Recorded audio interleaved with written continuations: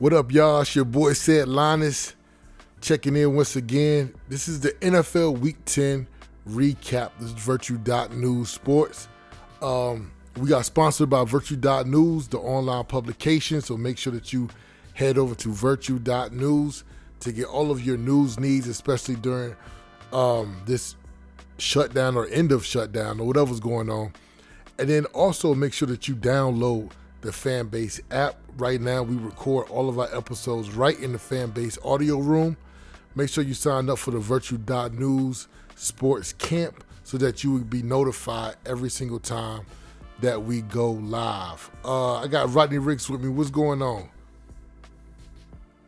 Chilling out, cuz just got my hands in a few different pots, literally at the, at the moment. But looking forward to the show, cuz. Okay, perfect. All right, so let's go ahead and get into the first game. So the Thursday night game was the Raiders versus the Broncos, which actually turned out to be a bit of a stinker. You know what I'm saying? It was kind of a weird way to start the football week, which ended up being a very interesting week. But there's not, to be honest with you, I feel like on my end there isn't much to say about the Thursday night game. I mean, Geno Smith. I could give you guys the stats. Geno Smith, 16 for 26, one pick. Bo Nix, 16 for 28, one touchdown, 2 interceptions. But yeah, let's go to the stats. Geno Smith, 16 for 26, one pick. Bo Nix, 16 for 28, one touchdown, 2 interceptions.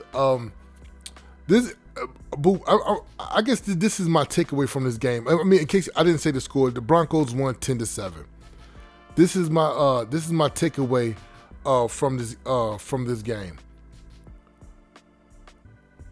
These are the games that, for me, teams like Denver Broncos with a young quarterback, these are games that can sneak up on teams like this, and they can lose. I'm pretty sure the Denver Broncos didn't get up for the Las Vegas Raiders, and that's what it looked like. Bo Nix didn't look good. You know, they wasn't hyped to play the Las Vegas Raiders, and this is kind of like in boxing as well. Sometimes in boxing, it's not the guy that's on your level and the guy that you're scared of that's the most dangerous. It's the guy that you ain't training as hard for, that you ain't as focused for. It's that guy that's the most dangerous. And you know what I'm saying? On one hand, you can be proud of the Broncos that they were able to pull out this win. But on the other hand, you're looking at the Broncos and being like, you're a much better ball club than this. And if this is the way you play against other opponents, you're going to start losing. But, I mean, they should be proud of themselves. I mean, being 8-2 and 5-0 at home in the NFL is a very big feat. And sometimes in the NFL, you got to take wins however you get them. But this was just an ugly match. And the way I feel, you know, some coaches, they say, you know what I'm saying, destroy the tape. You know what I'm saying, destroy the tape. We know we're a better team than this. Let's just move on. Let's just get ready for the following week. Rodney, what was your takeaways from that Thursday night game? Part of me agrees heavily with what you're saying. The other part of me is like, because I'm one of those people that think divisional games aren't regular games. So while the Broncos may not have gotten up for the Las Vegas Raiders is in that division, and for whatever reason, man, you know, records, talent, all of that stuff can go out the window a lot of times when it's a game within that division. So, but I will say this: the Broncos, as talented as a ball club as I think they are, that offense is having some growing pains. So, when your offense is having growing pains, anything can happen. Yeah, absolutely. And you know, there's I even heard Colin Cowherd say that he feels like that the Broncos might even go and draft another quarterback like in the second round next year, because they don't believe in Bo Nix as much as they should. You know what I'm saying? I don't believe that. I don't believe that either, and I thought that was a weird take. And even his co-host Jason McIntyre wasn't riding with that either. You know what I'm saying? But I think Bo Nix is their guy. You know what I'm saying? I really do. And like I said, like you said, it's a divisional game. Things happen. It's the NFL. Things happen. You know what I'm saying? Right. We just watched. We just watched a divisional game against the Dolphins and the Buffalo Bills. Exactly. You know what I'm saying? So these are the games that you want to win. You're going to be happy to win and get out of there without a loss. Let's move over to the Patriots versus the Tampa Bay Buccaneers. The New England Patriots moved to 8-2, 5-0. On the away games, 28-23, they beat Tampa Bay. Drake made 270 yards, 16 for 31, 2 touchdowns, 1 pick. My man, I think it's Travion Henderson. I think that's the way you pronounce it. Yeah, I believe so. Travion Henderson, who is just fast as lightning. I mean, goodness gracious. Had a really big game. And Hollins, the wide receiver, 6 receptions for 106 yards. Stephon Diggs had a really big game too. The Buccaneers played well. Baker Mayfield, 28 for 43, 3 touchdowns. Egbuka, 6 receptions, 1 touchdown. This is another game where we've talked about the Tampa Bay Bucks and their defense.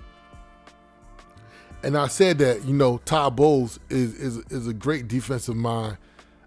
He's drawing up some things. He's going to be able to confuse some quarterbacks for moments. But they're just not playing well as a defense. I've been feeling like that this whole year. And then when you see really 2 breakaway touchdowns from Henderson from the New England Patriots, and just the way that Drake May was throwing the ball all over the field, I have really high concerns for the Tampa Bay Buccaneers and their defense. I'm not really worried about their offense, even though their offense does get off to slow starts sometimes. I'm not worried about their offense. I'm worried about their defense and the consistency of it. And it really showed against the New England Patriots. Drake May looked phenomenal, placing the ball everywhere. Hollins is really great deep a deep route threat. Stephon Diggs is just, he's a great route runner, running over the middle, really playing well. And I was really worried about him because you know how these dudes get when they start dating pop stars. They start acting kind of funny, but it looked like he's having a kind of a resurgence of a year this year. And I'm really happy for the Patriots. You know what I'm saying, going to 8-2. The Bucks are 6-3. Where do both of these teams go from here, Rodney? That's a great question because I think both teams are still in a great position, especially the Patriots, obviously, because they got the win, and I think they got the win against a team that is a true threat in the NFL right now, and I think this does a lot, like a ton. And I mean, look, there's no need to dress it up like this is his first rodeo. Talking about Mike Vrabel, he's been around the block before. He's been a head coach in this league. I think I said like a couple weeks ago that I've always been high on him as a coach. But he's showing that he has the know-how. He's showing that he can relate to his players. This is Drake May's 2nd year, and I don't want to jump the gun on this, but where I stand from my eye test, he looks a little more seasoned than a 2nd-year player. I agree. You saw the way he was stepping in the throws with yes. people hanging all off of him and coming. You know what I'm saying? Like he really looked comfortable in the pocket, and that's the one thing I look for in quarterbacks. To tell y'all a quick story about the 49ers, when Jimmy Garoppolo went down. When Jimmy Garoppolo plays, he has this thing which I used to call happy feet. You just see his feet just get antsy when he sits back in the pocket. And when he would do that, I knew that he was bound to make a mistake because he wasn't comfortable in the pocket. And then Brock Purdy comes in, and Brock Purdy is just as calm as can be in the pocket. Drake May is very calm in the pocket. You know, Jalen Hurts is very calm in the pocket. You know what I'm saying? And these and when I watched Drake May in this game, you know what I'm saying, he looked like he's playing beyond his years, which may be a different way that we have to rate the New England. Because right now, when you rate the New England Patriots, you're taking into consideration that they have a second-year quarterback. You know what I'm saying? That's part of what you think about when you think about the New England Patriots.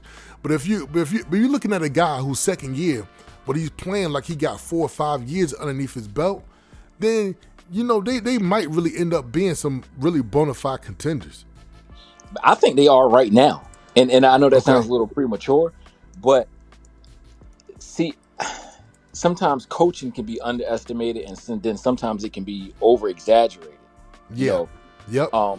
But I think in this case, with a second year guy like that, and see, the thing is that they're set up really good because they've got a young quarterback, they've got a seasoned veteran head coach who's played in the league, they've got a veteran at receiver, they're kind of young at running back. Ramondre Stevens, I don't know what's going on with him health wise, but they've just got key pieces in key areas, and I think that bodes well for them. Funny thing is that I don't know if you remember this, but during the draft last year, I thought that my Commanders were going to get Drake May. Yes. Yep. And remember, I was telling you y'all was going to get J.J. McCarthy. Yeah. Yep. But see, the thing that really made me start leaning toward, okay, we're going to go, and mind you, I do not regret our pick. I love the way Drake May is playing. That's just who I thought we were going to get. But when we got Mariota, that's what made me kind of okay. I said we going at Daniels because there will be no reason to go get a Mariota and then get a Drake May. Right. You know, so yep. But the way Drake May is playing right now, man. I mean, because a lot of people were bad mouthing him. They did not think that he was gonna. And again, you know, I don't want to jump the gun on this. This is his second year. He's having a good season. And again, I don't want to talk too early, but he looks like the goods, man. Yeah. No, he really does. And they're really taking control of that division as well. Mm-hmm, they are. Let's move on to the Ravens playing the Vikings. The Ravens came to Minneapolis, U.S. Bank Stadium, not too far from where I'm at right now. And the Ravens come out with a win. They went 3 in a row. And, you know, we had this 27-19. We had this conversation about, can the Ravens get back into the playoff picture? And when you look at what happened with the Steelers, we're going to talk about that a little bit later. You look at what's going on with the Cleveland Browns, we got to talk about that a little bit later. That's just the gift that keeps on giving.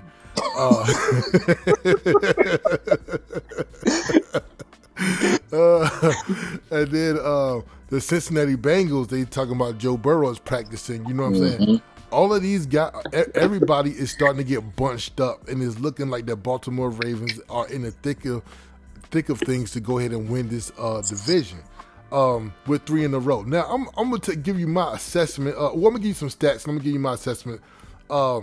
Lamar Jackson, 17 for 29, 1 touchdown, 176 yards.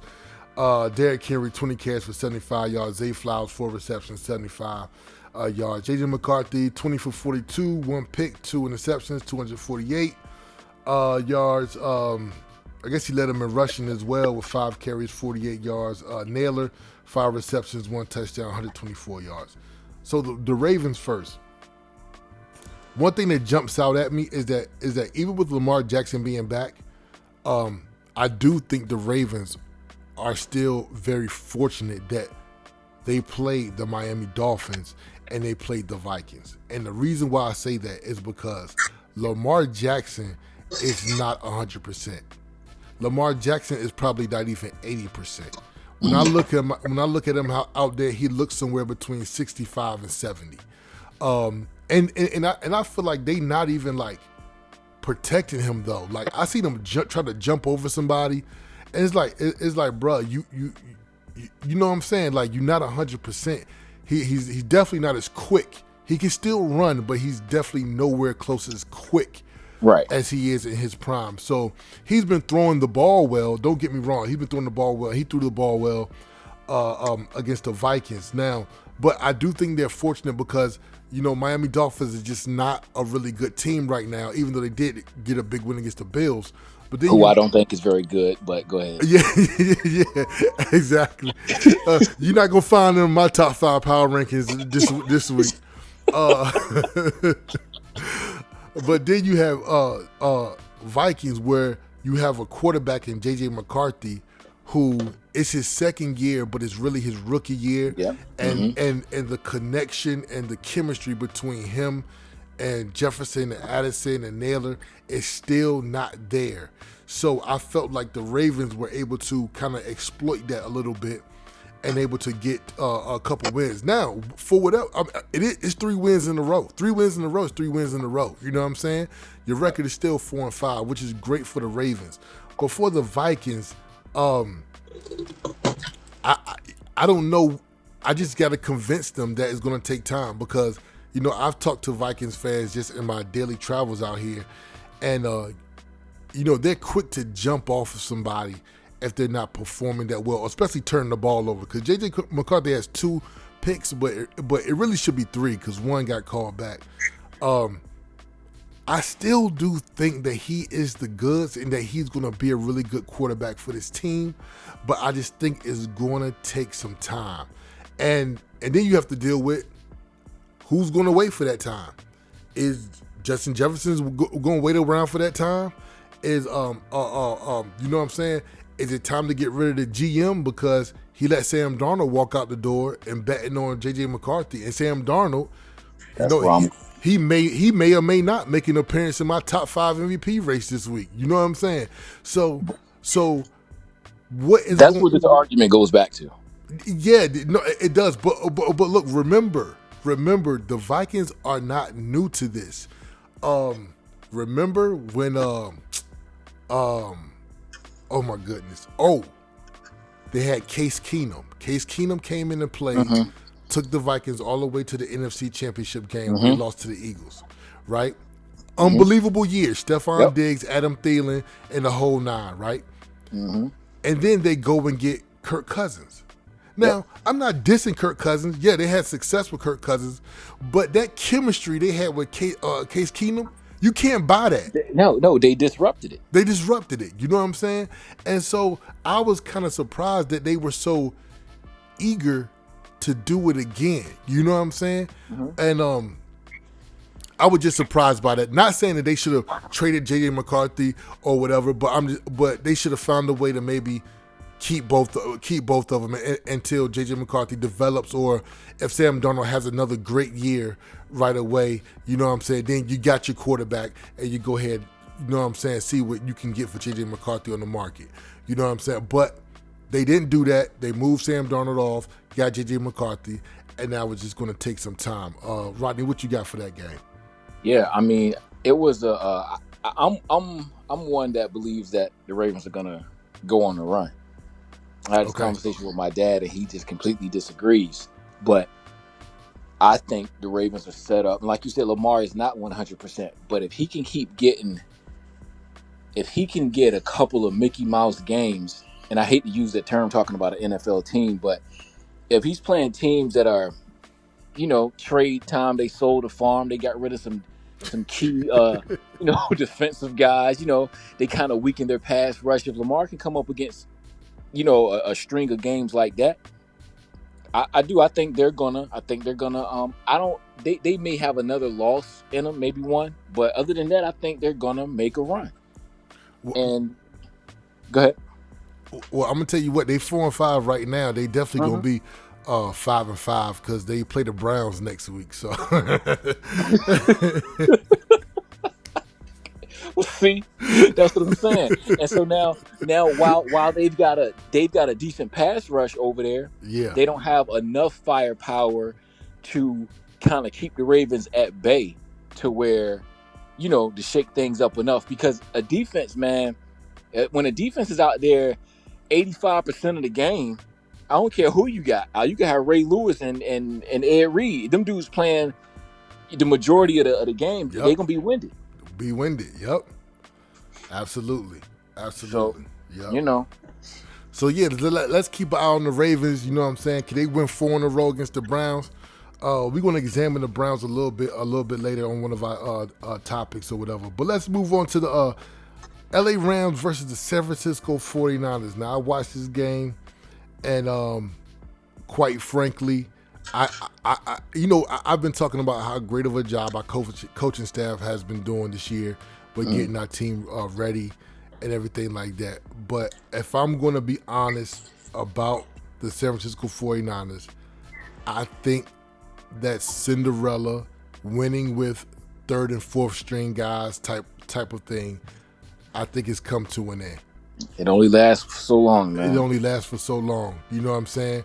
Where you start to get to the year where everybody's a little bit tired, everybody a little bit beaten up, and you know what I'm saying? It gets back down to just talent, coaching, right decisions. You know, it's harder to make the right decisions and to make the right plays and run the routes the exact way you're supposed to do them. And you know what I'm saying? You know what I'm saying? Not grab the defender and twist the defender when you're going up the deflect the ball. All of these little things that you need to do is harder to do when you're a little banged up, you're a little tired, you know what I'm saying? You're tired of going to practice, you're tired of hearing all that stuff. It's harder. So who can be the most focused? The focused guys are the guys you see that are the first string, that are the all pros and everything like that. And when you're missing just so many guys and guys miss so much time, it only can go on for so long. I think we came into this game a little I'm not gonna say unprepared. I think that we maybe expected that we were gonna be able to beat them or punk them or you know what I'm saying, just come out and have success against them like we did the last game. And that offense is so high powered. They were ready to win because, to be honest with you, I feel like Sean McVay was like, yo, there's no way we should have lost that last game.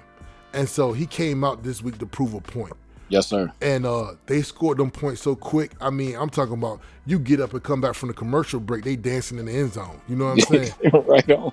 And so, and it was like, then we got started. You know what I'm saying? And then it was like, okay, can 49ers make this a game? You know what I'm saying? We ran off a couple scores, but could not make it a game, man. And I just think that the injuries is taking a toll on this year. I do not foresee, even though I do feel like in the NFC there may be a spot for us to fight for, you know what I'm saying, in the playoffs. But, you know, the NFC West could get 3, but to be honest with you, I don't see it. I really don't. I don't see it when Bears are playing as good as they're playing, you know what I'm saying? And then you have, you know, Carolina can rear their head every once in a while. I don't think that we're going to make the playoffs. But Matthew Stafford's having the MVP caliber season. 24 for 36, 4 touchdowns, 280 passing yards. Mac Jones played really well, 33 for 39, 3 touchdowns, 1 pick. George Kittle had a touchdown pass. Yeah, Devontae Adams had a touchdown pass. That high-powered offense from the Rams. Defense is solid too, but it's that offense is they can score very quickly. And if you're not putting pressure, that's another thing that we problem with our defense. If we have nobody to put pressure on the quarterback. They got all day back there, and so you know you're going to end up getting smoked like this. So, what's your takeaway, cuz? My problem with y'all is y'all find a way to, and it's been like this for years. I feel like y'all will find a way to freeze a guy out of y'all offense. I hate that. That is a thing with the 49ers. And I don't understand it. But if we're banged up and I got 2 guys who might not be solid number ones, but they're key role players. If you got enough key role players, you can make something happen. So if I got Juwan Jennings, I got a George Kittle, and I got a Kendrick Bourne, spread the ball around. Don't freeze Bourne out.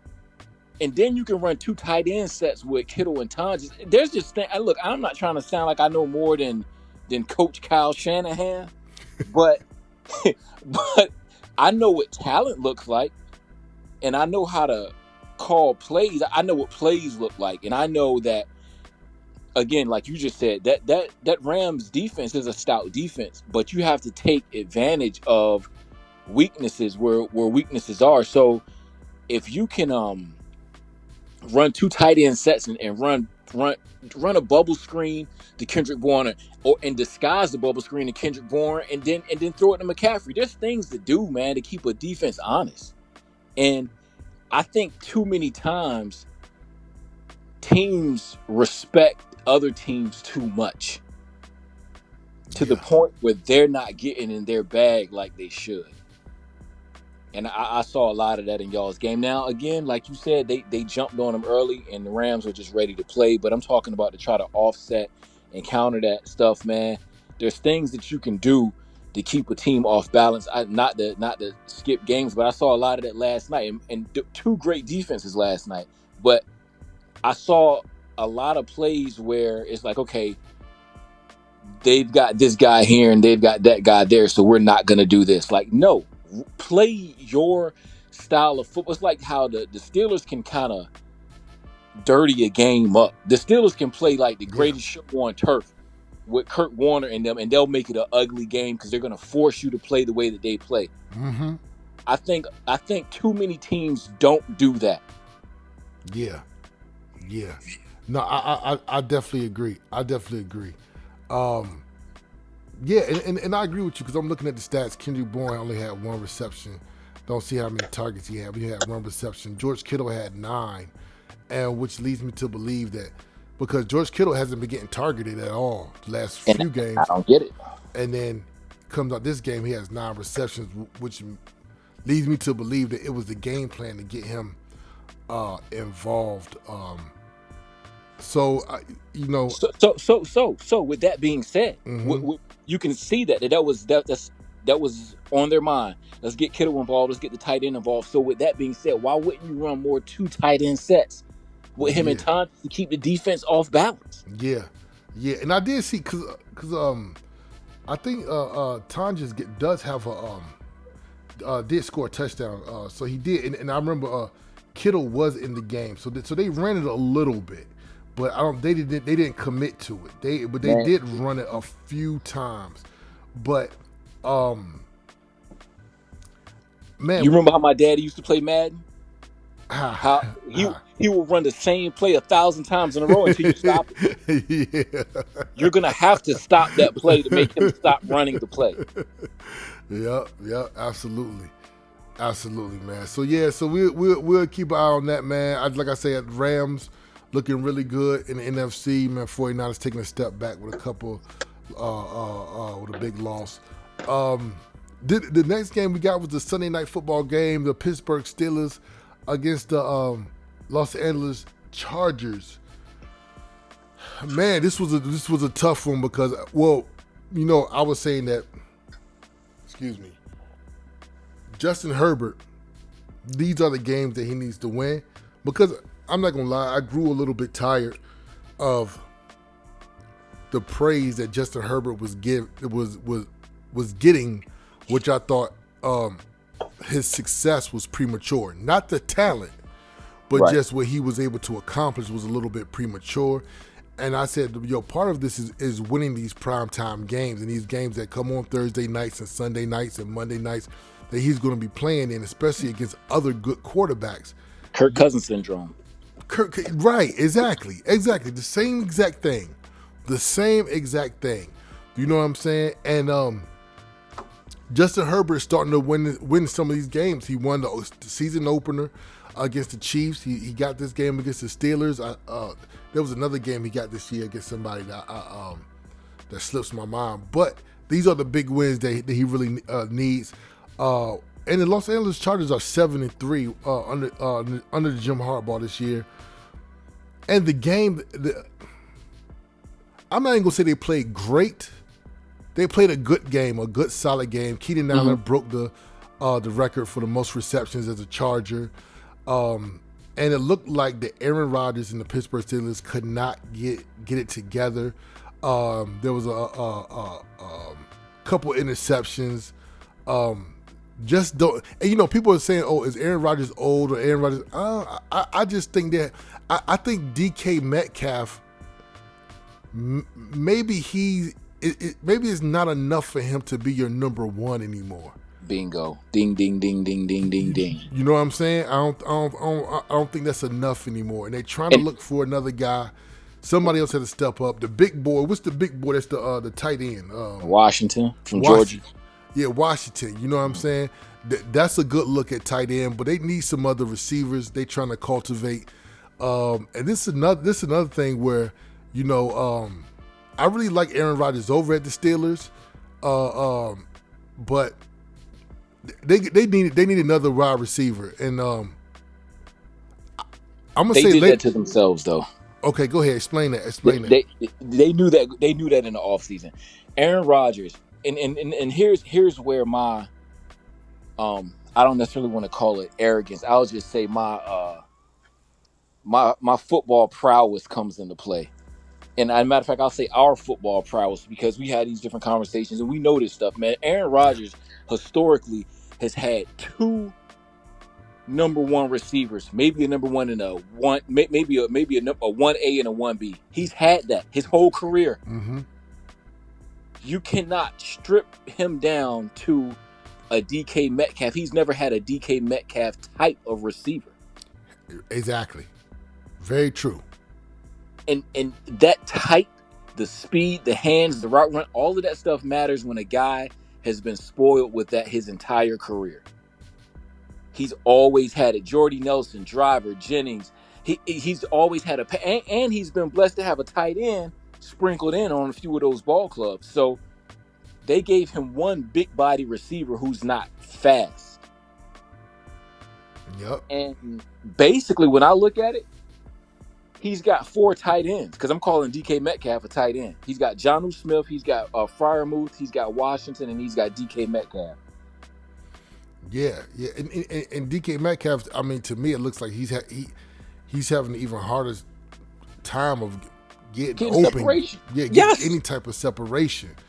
And, Aaron Rodgers is not, I mean, what you want him to do? Stare down the guy till he gets you know what I'm saying? That's not the way he plays. That's not how he plays. Yeah. So they gave him a guy who doesn't fit his style of play. Yep.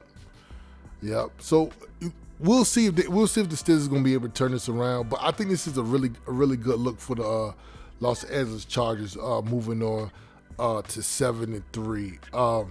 But let's go to this Monday night game, because I've been talking with yo cousin all morning, all day, really, all day about this game. So the Philadelphia Eagles beats the Green Bay Packers 10-7. Jalen Hurts 15 for 26, 1 touchdown. Saquon Barkley 22 carries for 60 yards. Devontae Smith 4 receptions, 1 touchdown, 69 receiving yards. Jordan Love 20 for 36, 176. Josh Jacobs 21 carries, 1 TD, 74 rushing yards. I'm gonna tell you something, boo. I ain't even gonna get into no analysis. I'm going right for the smoke. I'm going right for the smoke in this time. We look. We know who Green Bay is. We know. Yeah. What I'm gonna say. We know the inconsistency of Green Bay. So this falls right in line with who they are. We know that the Eagles are going to win some games like this. They're going to win some games where it looks ugly. The stats don't look good. But, it's the Eagles' way. The defense played decent, pretty good. I'm going to say pretty good. And then they played behind the run. Saquon Barkley had, that spin move he did was crazy. But I'm going to tell you something, boo. That 2 targets to A.J. Brown don't sit well with me. And I'm going to tell you why. He won't even looking over there. And I'm not saying that he got smoked for A.J. Brown or nothing like that, like the young kids say. I'm not saying that. I'm not saying that. I'm saying that I think he is. And look. This is look. You know how we talked about Terry Bradshaw. We talked about Troy Aikman, and then they were talking about him. Troy Aikman and Jalen Hurts had a conversation last night they were talking about on the thing where they had a long conversation about stats and winning Super Bowls and things like that. You know what I'm saying? He doesn't want to turn that ball over so much that I feel like he's missing out on plays. And when Devontae Smith caught that one touchdown, he threw down there, and when Devontae Smith got up, he was like cussing, like, you know what I'm saying, like, you know what I'm saying, like pretty much, like I'm the man. Who they think they talk or whatever. Booby, I think he was talking to his coaching staff. He was talking to not necessarily Jalen Hurts, but to the quarterback. You know what I'm saying? And the reason why I say that is because we understand the Eagles' way of winning, but A.J. Brown and Devontae Smith are two highly, to me, elite receivers. And I feel like that they feel like they're being underutilized. Now, they might win another ring, but let me tell you what I would do if I was Howie Roseman. I would trade A.J. Brown. Listen, I'm surprised he's still there, but please continue. Okay. And the reason why I would trade him for Jordan Addison, I would trade him for maybe a Brandon Ayuk. I would trade, and the reason why I would do that is because you could trade A.J. Brown right now and get Jordan Addison and a first-round draft pick. And that would be sick. You know what I'm saying? Yes. Because to have A.J. Brown there and you're only targeting him 2 times, you don't need an A.J. Brown there then. No, I'm with you. But look, them cornerbacks last night, those guys, they played a part in that. But go ahead. That's true. Them dudes are glued, man. That's very true. But and then I don't like it. Then I don't like the call where they tried to go deep to him on the last play, where it just feels like, well, let's just feed him something, even if it's the wrong thing. Because then you don't want to get into, now we're doing the wrong thing. You know what I'm saying? And that's a very thin line that you can teeter on when you're trying to please people. You know what I'm saying? I think the Eagles are a very, very tough team, and they may very well be the best team in the NFC. But like I said, they might even win the Super Bowl. That's my pick. I got them to win it. See what I'm saying? They might even win a Super Bowl. But people are human. Are these guys who are, to me, and you know, Ray think they're a little bit less talented. I think they is right on par with a Puka, with an Egbuka, with a Njigba, with a Jefferson, if they play in that type of system. And is 2 rings enough? Hey, I got my 2 rings. Now I'm ready to go and be a superstar. You know what I'm saying? I don't know, but that was just what just came to me when I was watching the game, because it was too many times where I saw Jalen Daniels drop back and he wasn't even looking at A.J. Brown over there. You know what I'm saying? But I mean, a guy can get under your skin to get you to that point too, though. That's very true. That's very true. You know, I mean, you know, it's one of those things, man, to where, to me, it's been certain spots where he's run his mouth this year and it was unnecessary. Now, there might be some instances where he's got a point, but if I'm taking Devontae Smith over A.J. Brown anyway, just because I think he's a better teammate. Me too. And you know, I mean, his skill level, his skill set is wonderful. It's amazing. I would love to have him in Washington. But when you said that trade idea that you had as far as getting Jordan Addison, like another young kid who is an amazing route runner, in my opinion. Yep. Like, that dude knows how to get open, man. Yep. And if you got Devontae on one end and you got him on the other, still dealing with Goddard. That would be, I would do it. But I'm gonna tell you, I'm like I said, I'm surprised he survived the trade deadline. Me too. Me too. I really am. But the Eagles, that defense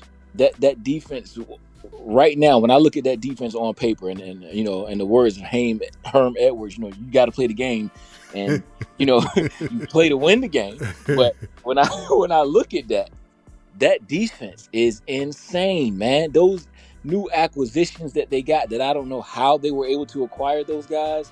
Man, they have depth at almost every single position.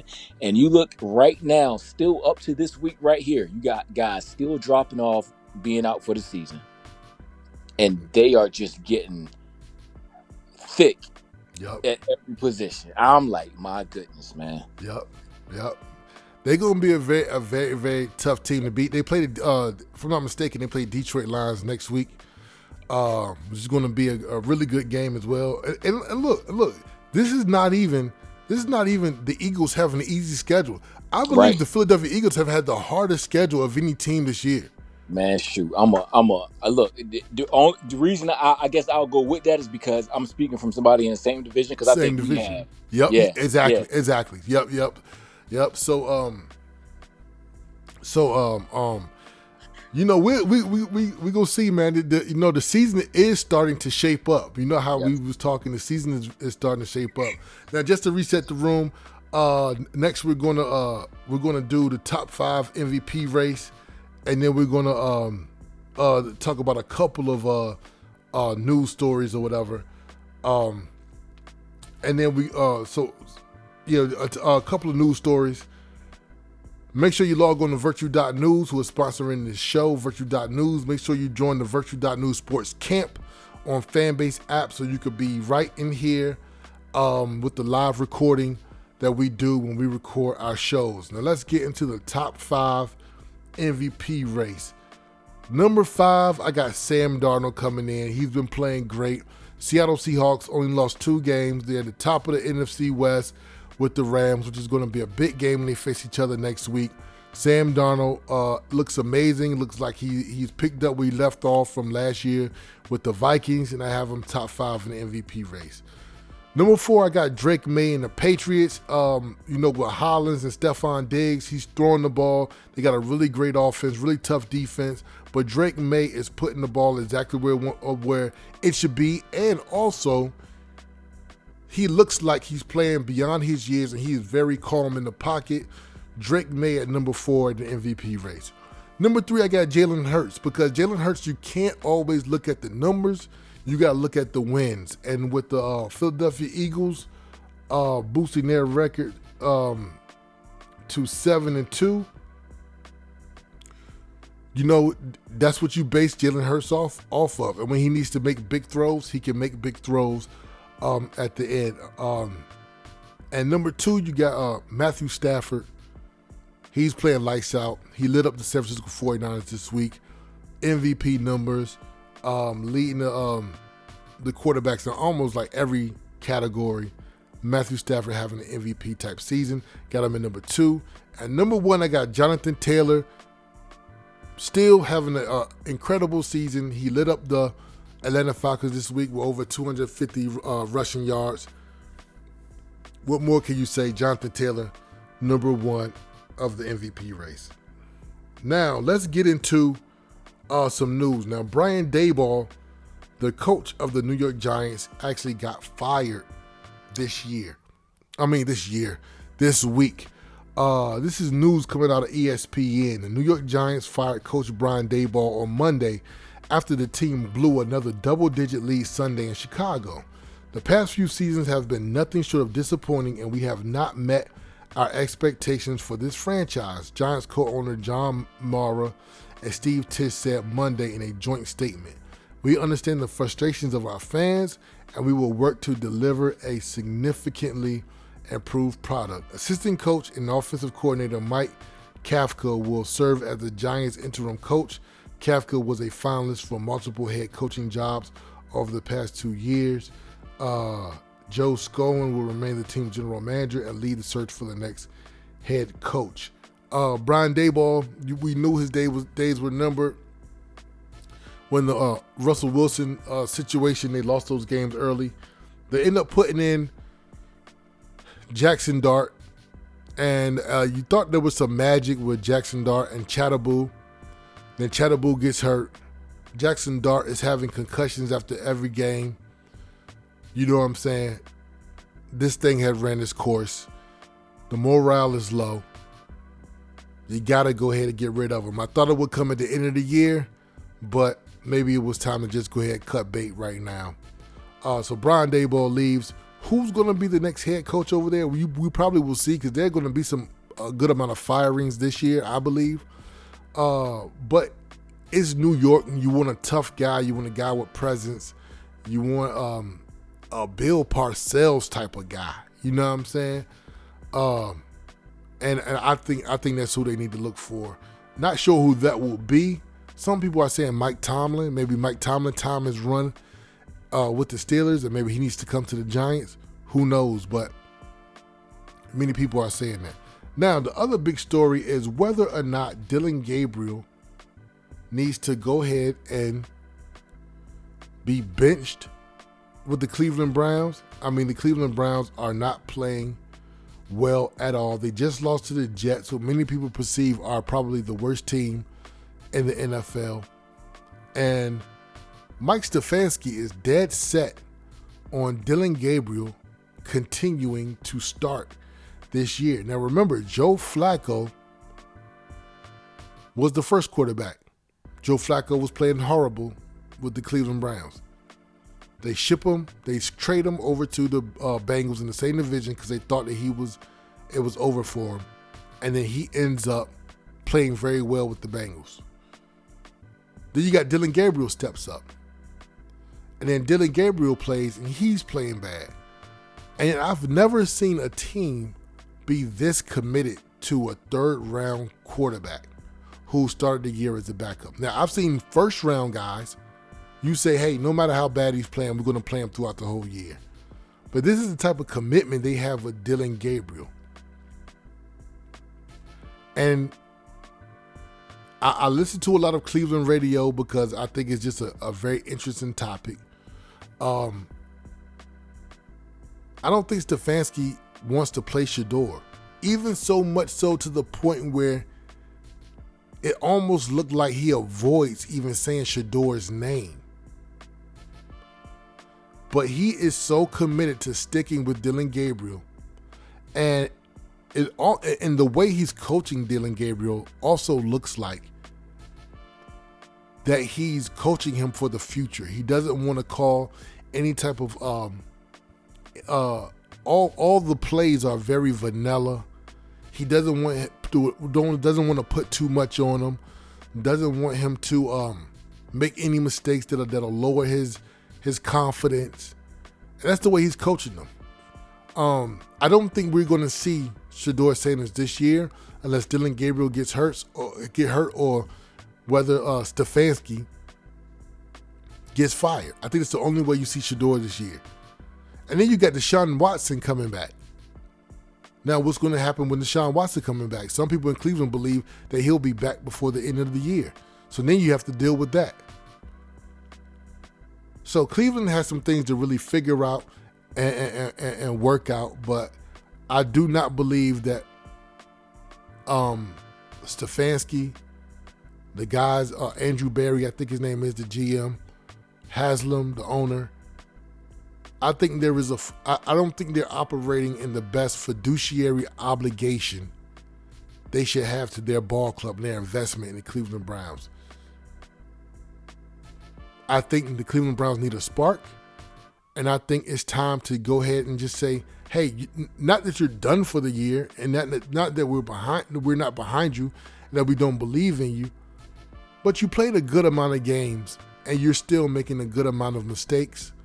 Let's go ahead and bring Shador in. Because if you would have made this decision a lot earlier, you probably could have saved your season. Now, I'm not sitting here saying that Shador Sanders is going to come in here and he's going to outplay everybody and it's going to be lights out and the Cleveland Browns are just going to start winning. But I am saying that I do not believe that Dillon Gabriel is more prepared to play quarterback in the NFL than Shedeur Sanders is right now. And I know that's what's been told. That's what's been reported. That's what is exemplified through the fact that Dillon Gabriel is starting and Shedeur Sanders is backing up. But at this point, I no longer believe that Shedeur Sanders is more underqualified or not as ready as Dillon Gabriel is. I think Shedeur Sanders would go out there and play better than Dillon Gabriel. That's our show this week, NFL Week 10 recap. Make sure you check us out on Thursday with the NFL Week 11 preview, and I will holler at y'all later. All right, peace.